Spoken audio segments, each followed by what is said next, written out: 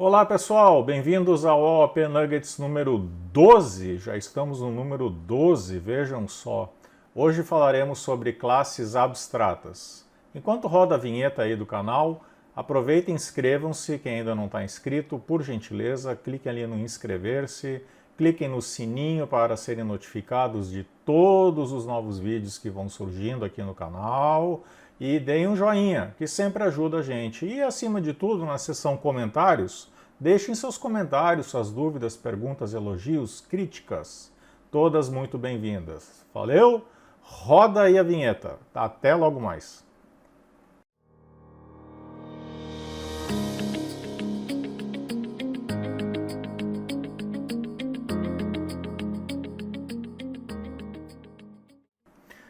Bom, pessoal, hoje falaremos sobre classes abstratas.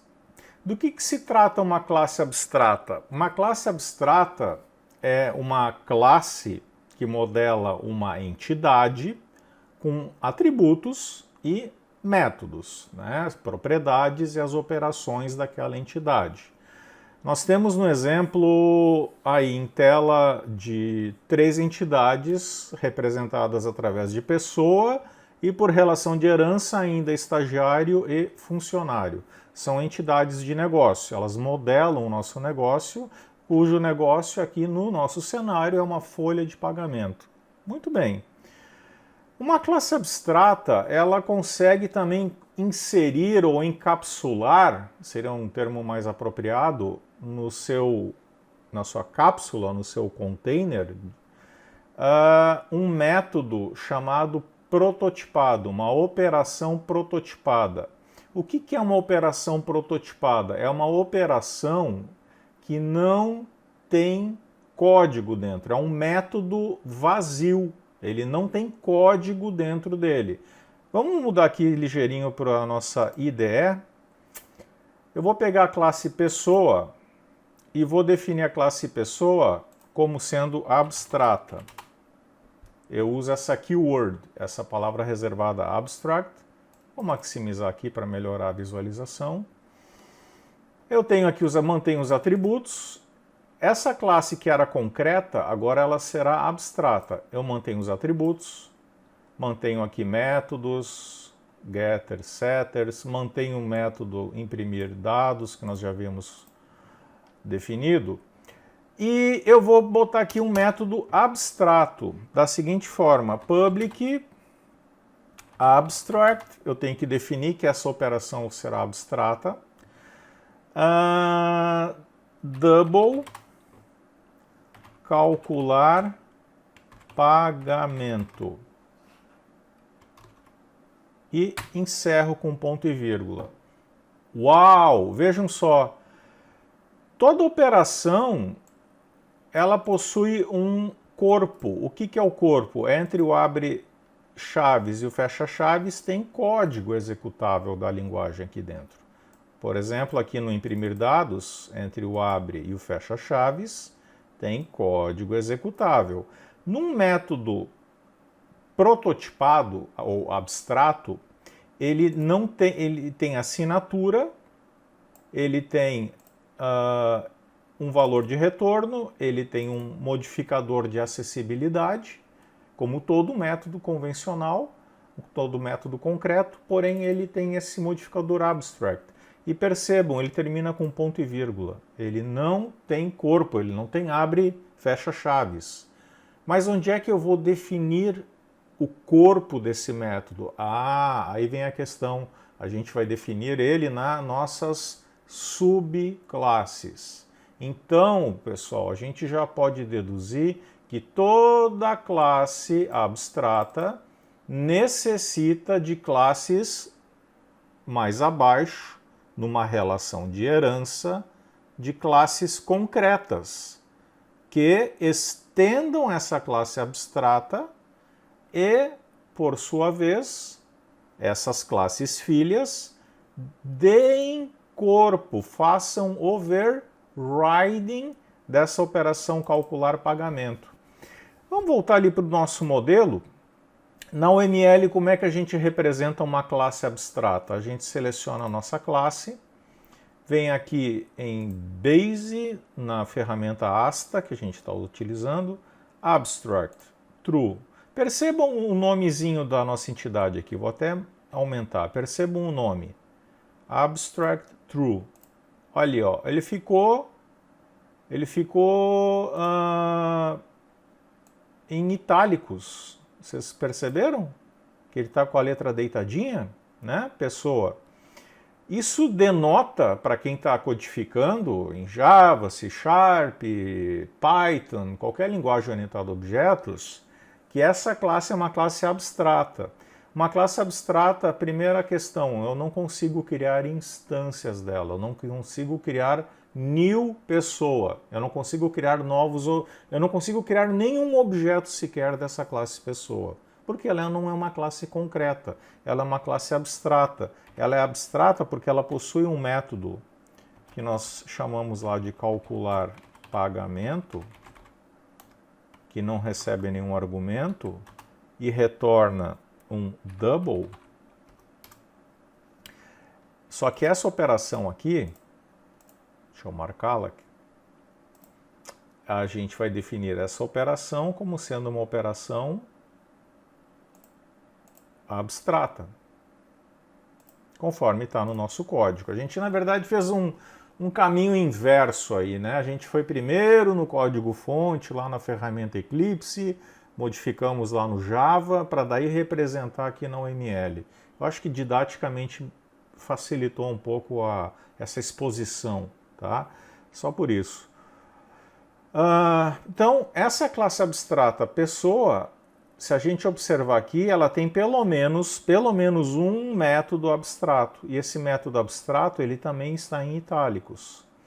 Isso, pessoal, corresponde ao seguinte: obrigatoriamente, as classes filhas precisam fazer um overriding dessa abstração aqui, desse comportamento abstrato ou prototipado.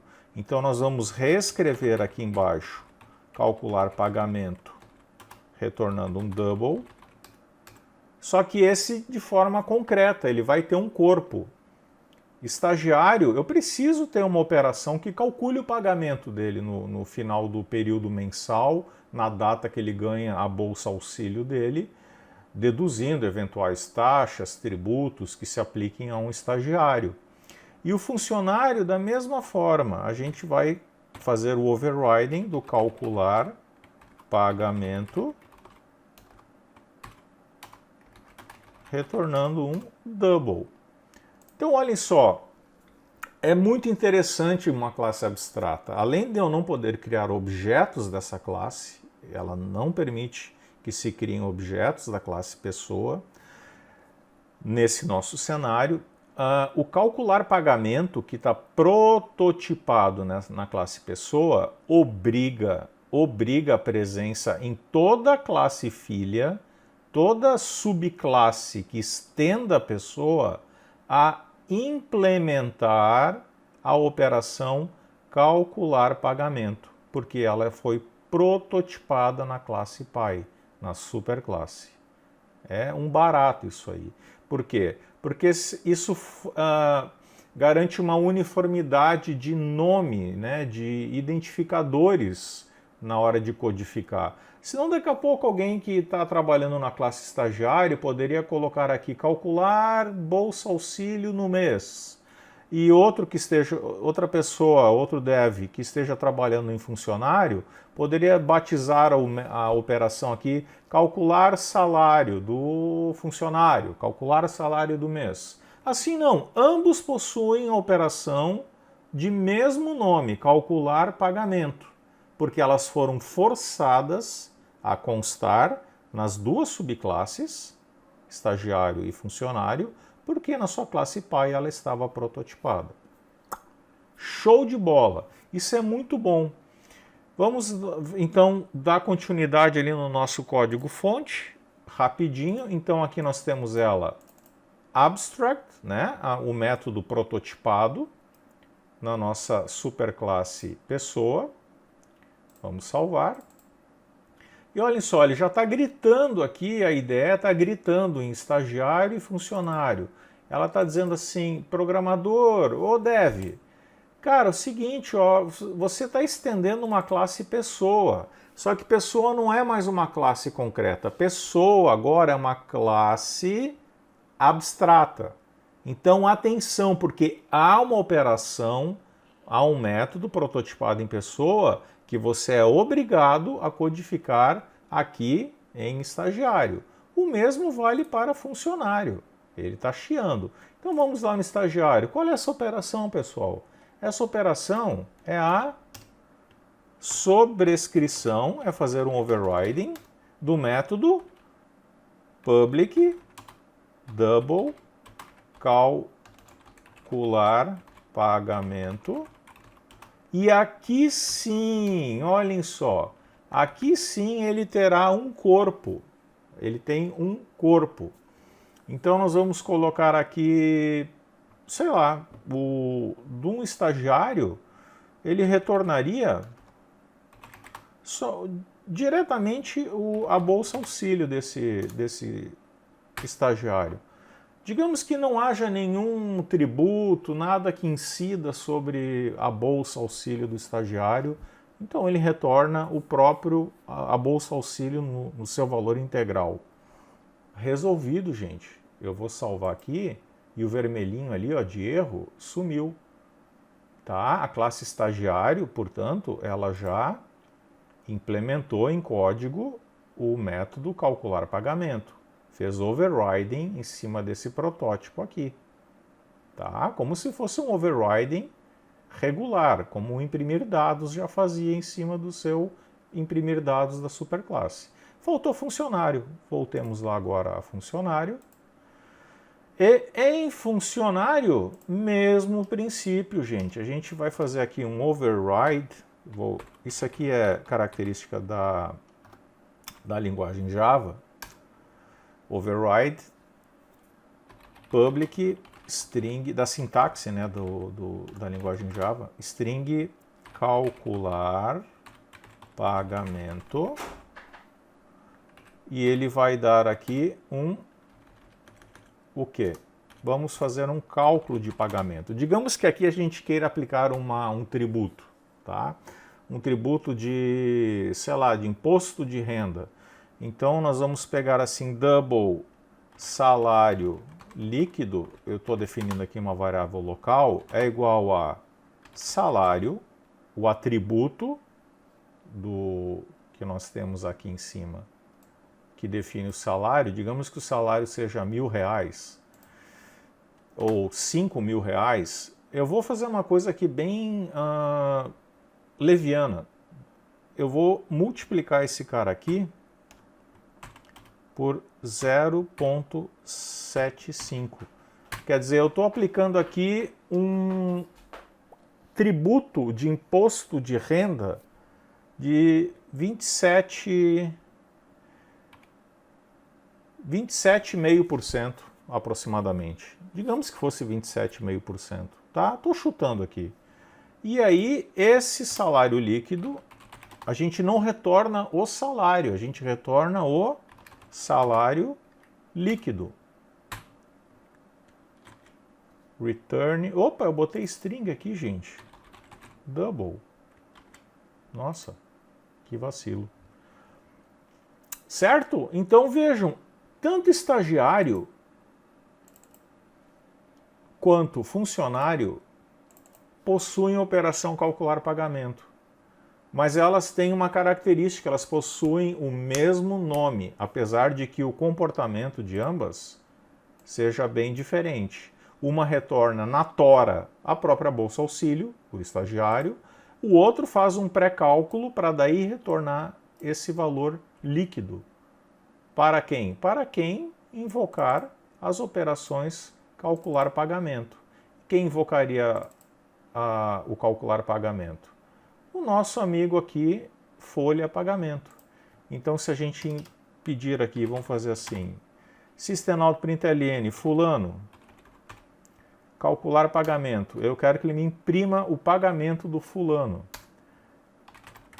e eu quero que ele me imprima o pagamento do Beltrano. Fulano é um estagiário, Beltrano é um funcionário. Vejam, tanto estagiário quanto um funcionário possuem a operação calcular pagamento. Vamos salvar isso aqui tudo e mandar executar. Deixa eu botar aqui esse divisor aqui embaixo também, para melhorar a visualização. Assim espero. Vamos rodar esse código.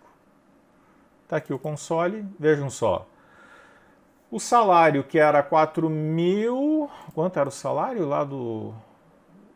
Era 5.590 do Beltrano, que era um funcionário, acabou sendo que o salário líquido dele ficou em 4.053, porque incidiu ali, digamos, o imposto de renda, dentro da faixa dele. Já o estagiário recebeu na íntegra a sua Bolsa Auxílio. E ambas as operações se chamaram calcular pagamento, retornando um double. Certinho, pessoal? Isso é classe abstrata. São classes, repetindo mais uma vez, são classes que levam a marcação abstract na sua codificação e geralmente prototipam pelo menos uma operação abstrata, um método abstrato. Eu posso colocar quantos métodos abstratos eu queira dentro dessa classe abstrata. E cabe a quem dar corpo a elas? As classes filhas. No nosso cenário aqui, estagiário e funcionário. Se a gente olhar o código OML, estagiário e funcionário, está aqui.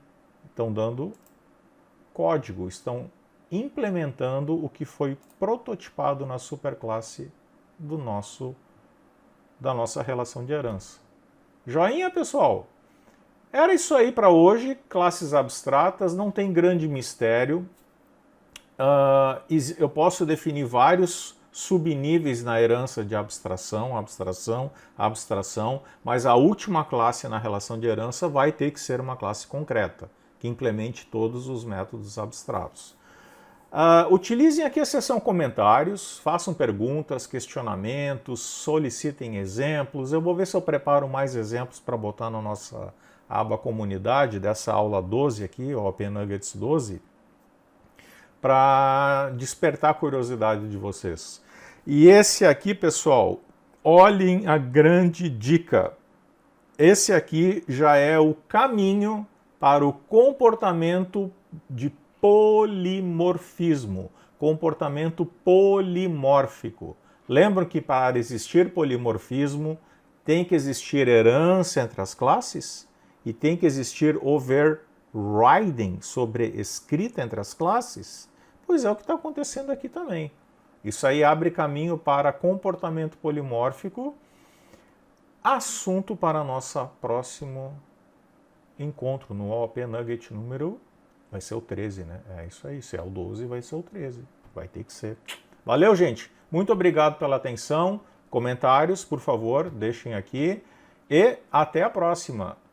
Hasta luego!